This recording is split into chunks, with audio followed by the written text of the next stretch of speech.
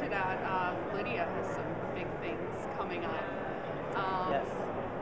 Can you elaborate a little bit on what might be in store for her? I can say that there's a definite reason that she is tied to the world of the supernatural.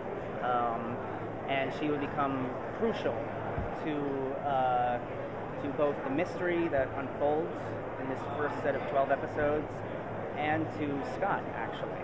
So you'll be seeing more scenes with her and Scott as they become sort of tied together, not necessarily romantically, but within solving the mystery of the season. So Lydia has her talents that are going to be slowly discovered, and it's very much going to be a season of her finding her voice and her power.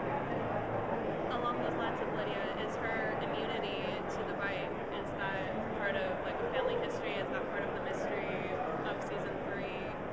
Part of the mystery. Part of the mystery? Yes. All right. Yeah, I got to be cagey with this one.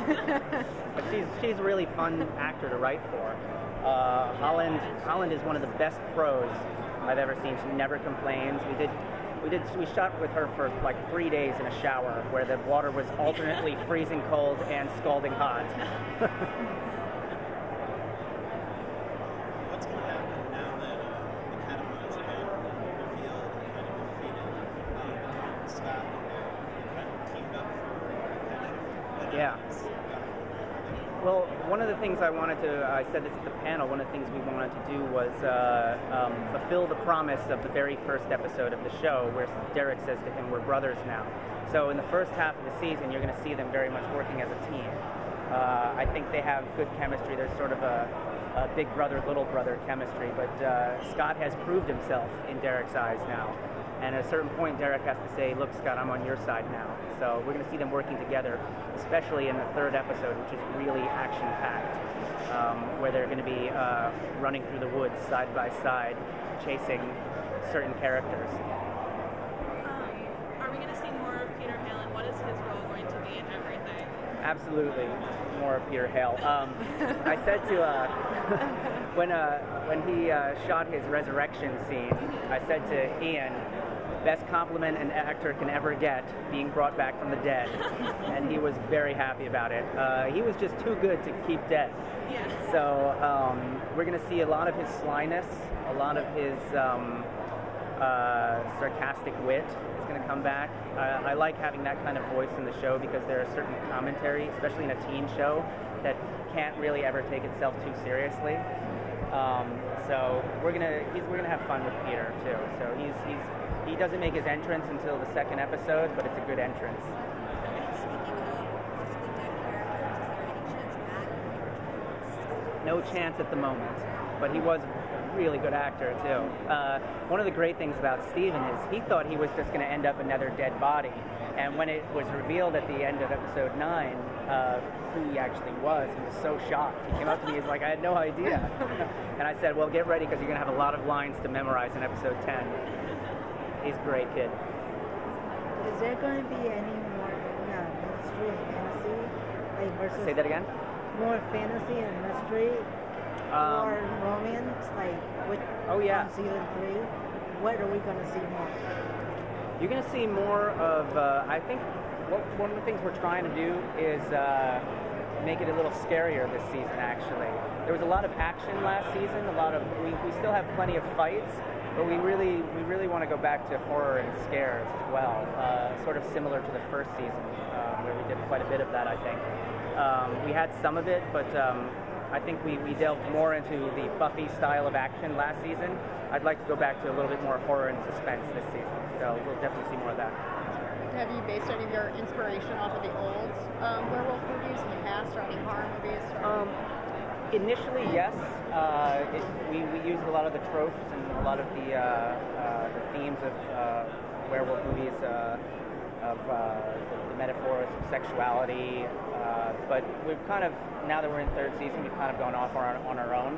I think what we did in season 2 was we went into superhero myth almost, where Scott very much became Peter Parker and his alter ego Spider-Man, and now it's going to be a little different this season. But I remember when I was talking about the story with Renee Echevarria, who was executive producer on the pilot, and we always considered it kind of a Spider-Man story. You just spoke about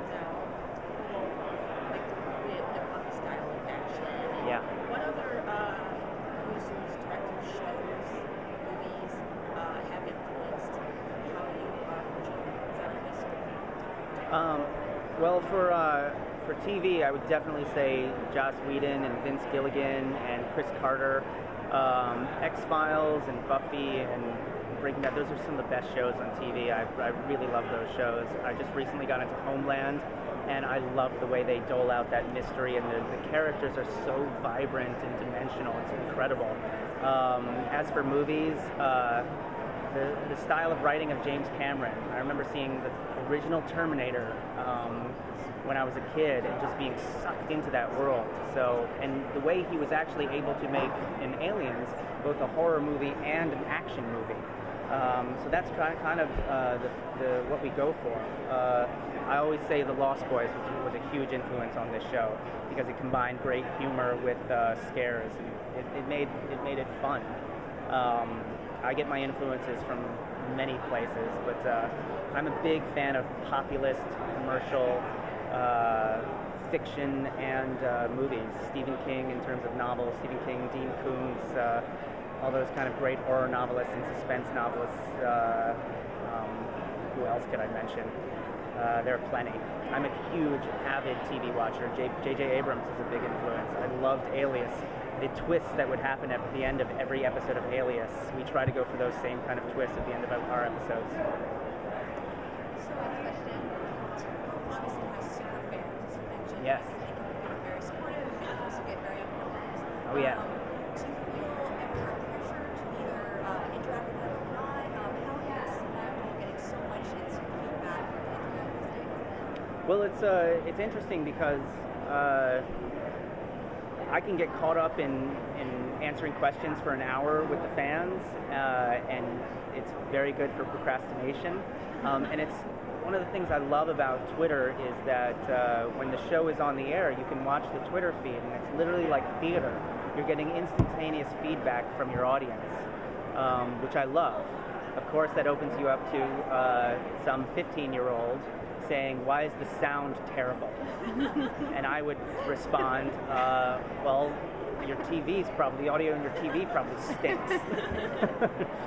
So, and then I'll sit there and think about a 15-year-old in the Midwest or something for 15 minutes, and I'm trying to please everyone, and so it's a little double-edged sword that way. But I love these fans. It's so nice to know that people are so passionate about the show, and they write these long letters about why certain relationships would be amazing on the show and why other relationships are terrible, and how could I kill off this character.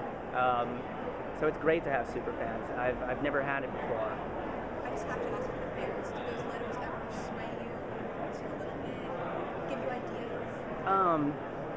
Not necessarily. I mean, it's interesting to see what people hate or don't like about the show, but you never know whether you're getting a real percentage of the fan base. I mean, I never knew about Tumblr until some fans said, "Go look on Tumblr," and then I had my eyes opened to it, to all of the wonder of it. So you wonder how many people really hold that opinion. I mean, unless we go out and do real focus groups, you never really know. But I go by one rule. If I please myself as an audience member first, then I find that I usually please other people. So if I can make myself happy as a viewer and create a story that I know I would like to watch, then that's my guiding principle, really.